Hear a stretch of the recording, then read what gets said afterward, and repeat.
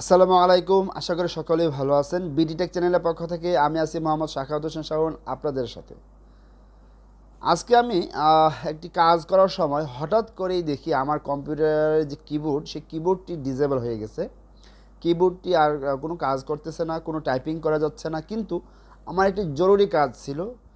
তো আমি ভাবলাম যে আমি আপনাদের সাথে শেয়ার করি যে যদি কম্পিউটার কিবোর্ড নষ্ট হয়ে যায় তাহলে আপনি কীভাবে আপনাদের টাইপিংয়ের কাজ সম্পন্ন করবেন। তো আরেকটা কথা বলে রাখি, যদি এই রিলেটেড ভালো ভালো ভিডিও পেতে চান তাহলে অবশ্যই আমার চ্যানেলটাকে সাবস্ক্রাইব করে পাশে থাকা বেল আইকনে ক্লিক করে রাখবেন। তো যাই হোক, আমি কথা আর বাড়াবো না। সেটা হচ্ছে, যদি আপনাদের কম্পিউটার কিবোর্ড নষ্ট হয়ে যায় সেক্ষেত্রে আপনি কীভাবে টাইপিংয়ের কাজটি সম্পন্ন করবেন, এই বিষয়টা নিয়ে আমি আজকে আমার ভিডিওতে আলোচনা করব। যে কারণে আমি আপনাদের সাথে আমার কম্পিউটার যে বা ডেস্কটপের স্ক্রিনটা আমি শেয়ার করব। তো আমি ডেস্কটপে চলে এসেছি। তো আমি যে বিষয়টা দেখাতে চেয়েছিলাম সেটা হচ্ছে, আপনাদের যদি কিবোর্ড নষ্ট হয়ে যায় সেক্ষেত্রে আপনারা কীভাবে আপনারা সেই টাইপিংয়ের কাজটি সম্পন্ন করবেন। তার জন্য আমাদেরকে যেতে হবে, একটি ব্রাউজার ওপেন করতে হবে। ধরুন আমি একটি ব্রাউজার ওপেন করলাম। ব্রাউজারটি ওপেন করার পর আমরা যে ডান পাশে যে অপশনটা আছে, এই যে চিহ্নটা আপনাদের লোগোর পাশে কিন্তু অনেকগুলো অপশন আছে। এই অপশনে আমি চলে যাব। এই অপশনে আসার পর এখান থেকে একটু স্ক্রল ডাউন করে নিচে যাব। এই যে এখান থেকে যে ডকুমেন্ট বা ডক্স নামক যে অপশনটা আছে, আমরা এটাতে ক্লিক করব। এটাতে ক্লিক করার পর এখানে কিন্তু অনেকগুলো অপশন দেখাবে, আপনি আসলে কেমন ধরনের ডকুমেন্ট নিতে চান। Resume, letter, project proposal, brochure, অনেকগুলো অপশন আছে। আপনি এখান থেকে ব্ল্যাঙ্কটা নিতে পারেন অথবা আপনি আপনাদের সুবিধা মতো একটি পেজ নিতে পারেন।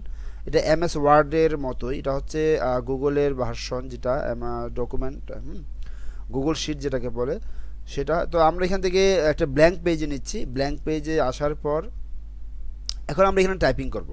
এখন আমার তো কিবোর্ড নষ্ট, তাহলে আমি কিভাবে টাইপিং করব, অথবা আমার জরুরি কাজটি আমি কীভাবে সম্পন্ন করব। সেক্ষেত্রে আপনাদেরকে যেহেতু টাইপিং করতে পারতেছেন না, সেক্ষেত্রে আপনাদেরকে ভয়েস টাইপিং করতে হবে।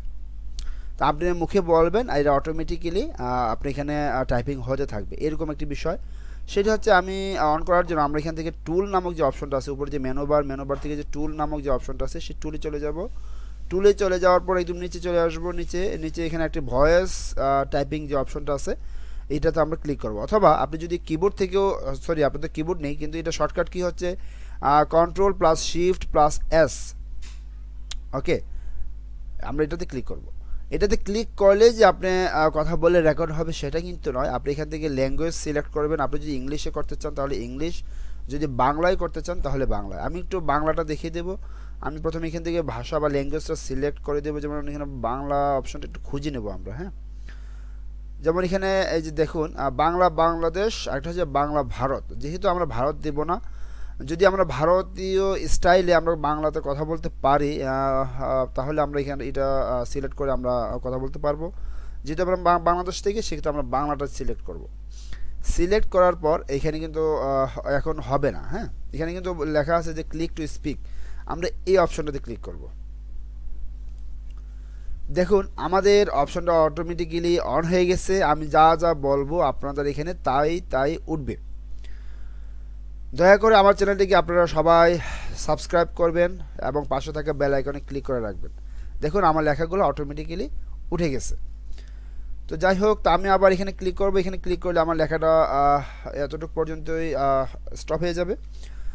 তো আবার যদি ইংলিশে টাইপিং করতে চান তাহলে এখান থেকে ভাষা ল্যাঙ্গুয়েজটা সিলেক্ট করে ইংলিশে বললে অটোমেটিক্যালি এটা কী হয়, এটা একটা টাইপিং হয়ে যাবে। এখন কথা হচ্ছে যে আপনি এখানে না হয় টাইপিং করলেন, এখন আপনি সেটাকে কিভাবে ওয়ার্ড ফাইলে কনভার্ট করবেন। এটা কিন্তু এখান থেকে কিন্তু কোনো সেভ করার সিস্টেম নেই। ওকে, তো আপনি চাইলে এখান থেকে কপি করতে পারেন, অথবা আপনি চাইলে এই লেখাটাকে আপনি ডাউনলোড করে ওয়ার্ড ফাইলেও নিতে পারেন। যেমন আপনি এখানে এমন একটা লেখা লিখছেন, অনেক বড় বিশাল বড় একটা লেখা লিখছেন। এখন আপনি এই সম্পূর্ণ লেখাটাকে কপি করে পেস্ট করবেন, অনেক ঝামেলা হতে পারে। তো একটা কাজ করতে পারেন, আপনি এখান থেকে সরাসরি ফাইল অপশনে চলে যাবেন। ফাইল অপশনে গিয়ে যেখানে ডাউনলোড নামক যে অপশনটা আছে, এই ডাউনলোডে গিয়ে আপনি এখানে অনেকগুলো অপশন আছে, যেমন পিডিএফ আছে। আপনি চাইলে এখান থেকে সরাসরি পিডিএফও ডাউনলোড করতে পারেন। আদারওয়াইজ আপনাকে যদি ওয়ার্ড ফাইল নেন তাহলে ওয়ার্ড ফাইল নিয়ে তারপর পিডিএফ করতে হবে। আপনি কিন্তু এখান থেকে সুবিধা পেয়ে যাচ্ছেন এক্সট্রা, সেটা হচ্ছে আপনি চাইলে সরাসরি পিডিএফও কনভার্ট করে ডাউনলোড করতে পারেন। তো আমি চাচ্ছি যে এখানে ওয়ার্ড ফাইল কনভার্ট করব। তো আমরা এখান থেকে ওয়ার্ড ফাইলে চলে যাব। চলে যাওয়ার পর দেখেন আমি এখানে ডাউনলোড হয়ে গেছে। আমি একটু অন করি, আমি আপনাদের সাথে একটু শেয়ার করি বিষয়টা। সেটা হচ্ছে যে দেখুন এখানে কিন্তু অলরেডি চলে এসেছে। এই দেখুন আমি যা যা টাইপ করেছিলাম সব কিছু এখানে চলে এসেছে।